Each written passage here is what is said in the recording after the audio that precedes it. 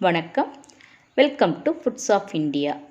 இன்றைக்கி நம்ம வாய்ப்புண் வயிற்றுப்புண்ணை குணமாக்கக்கூடிய மணத்தக்காளி கீரையை வச்சு ஒரு சிம்பிளான பொரியல் ரெசிபி பார்த்துடலாம். இப்போ நம்ம கார்டன்லேருந்து நான் ஒரு கட்டளவுக்கு மணத்தக்காளி கீரை பறித்து எடுத்துகிட்டு வந்திருக்கேன். இப்போ இந்த தண்டுலேருந்து இந்த இலையை மட்டும் நம்ம தனியாக பிரித்து எடுத்துக்கலாம். அதுக்கப்புறம் அந்த தண்ணியில் ஒரு 2-3 தடவை நல்லா கழுவிட்டு நம்ம பொடி பொடியாக நறுக்கி எடுத்து வச்சுக்கணும். எப்போவுமே கீரையை கழுவுனதுக்கப்புறம் தான் நம்ம பொடி பொடியாக நறுக்க ஆரம்பிக்கணும்.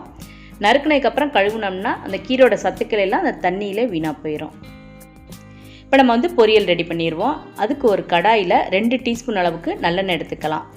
பொதுவாக கீரைக்கெலாம் நல்லெண்ணெய் வச்சு தாளித்தோம்னா தான் நல்லா டேஸ்ட்டாக இருக்கும். இப்போ எண்ணெய் நல்லா சூடானதுக்கப்புறம் 1/2 டீஸ்பூன் கடுகு, 1/2 டீஸ்பூன் உளுந்தம்பருப்பு போட்டுப்போம். கடுகு நல்லா பொரிஞ்சு வந்ததுக்கப்புறம் 4 மிளகாவத்தில் பொடியாக அந்த மாதிரி கிள்ளி சேர்த்துக்கணும்.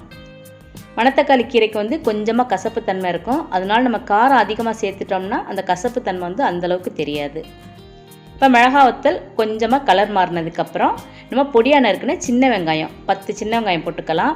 இதுக்கு பெரிய வெங்காயத்தை விட சின்ன வெங்காயம் தான் ரொம்ப டேஸ்ட் கொடுக்கும். பொதுவாக நம்ம வெங்காயம் வதங்குறதுக்கு கொஞ்சமாக உப்பு சேர்த்துப்போம். அப்போ தான் வெங்காயம் சீக்கிரமாக வதங்கும். ஆனால் எப்போவுமே கீரைக்கு நம்ம முதல்ல உப்பு சேர்த்துடக்கூடாது. அதனால் அதை உப்பு இல்லாமல் வெங்காயத்தை நம்ம எண்ணெயில் வதக்கி எடுத்துக்கலாம். இப்போ வெங்காயம் பாதி அளவுக்கு எண்ணெயில் வதங்கினதுக்கப்புறம் நம்ம பொடியாக நறுக்கி வச்சுருக்க மணத்தக்காளி கீரை இதில் சேர்த்து அடுப்பை மீடியம் ஃப்ளேமில் வச்சு அந்த கீரையை நல்லா வதக்கி எடுத்துக்கணும். இந்த கீரை எண்ணெயில் வதங்கும் போதே தண்ணி விட ஆரம்பிக்கும். இப்போ நம்ம அடுப்பை ஃபுல் ஃப்ளேமில் வச்சிட்டோம்னா அந்த தண்ணியெல்லாம் சீக்கிரம் வற்றிடும். ஆனால் கீரை வேகாது. அதனால் அடுப்பை நம்ம மீடியமாக வச்சுட்டு கீரையை நல்லா வதக்கி விட்டுக்கணும். அதே மாதிரி எப்போவுமே நம்ம கீரை வேக வைக்கும்போது மூடி போட்டு வேக வைக்கக்கூடாது. அந்த மாதிரி மூடி போட்டு வேக வச்சோம்னா அந்த கீரையோட சத்துக்கள்லாம் வீணாயிரும். அப்புறம் கீரையோட கலரும் மாறி போயிடும். மணத்தக்காளி கீரை இளங்கீரையாக இருந்துச்சுன்னா சீக்கிரமே வெந்து வந்துடும். ஆனால் அது முத்தின கீரையாக இருந்துச்சுன்னா வேகிறதுக்கு கொஞ்சம் டைம் எடுக்கும். நம்ம கார்டன்லேருந்து ஃப்ரெஷ்ஷாக பறித்த இளங்கீரைங்கிறனால 5 நிமிஷத்துலேயே இந்த கீரை நல்லா வெந்து சாஃப்டாக வந்துருச்சு. இதே நீங்கள் கடையில் வாங்கின கீரை கொஞ்சம் முத்தின கீரை இருந்துச்சுன்னா கொஞ்சம் தண்ணி தெளித்து கூட 5 நிமிஷம் இந்த மாதிரி மீடியமில் வச்சு வேக வச்சுக்கிட்டோம்னா கீரை நல்லா வெந்து வந்துடும். கீரையிலேருந்து அந்த தண்ணியெல்லாம் வற்றி கீரை நல்லா வெந்து வந்துருச்சு. அதனோட கலர் மாறாமல் இருக்குது. இந்த டைம் நம்ம தேவையான அளவு உப்பு சேர்த்துக்கணும். கீரைக்கு உப்பு அதிகமாக சேர்த்துடக்கூடாது.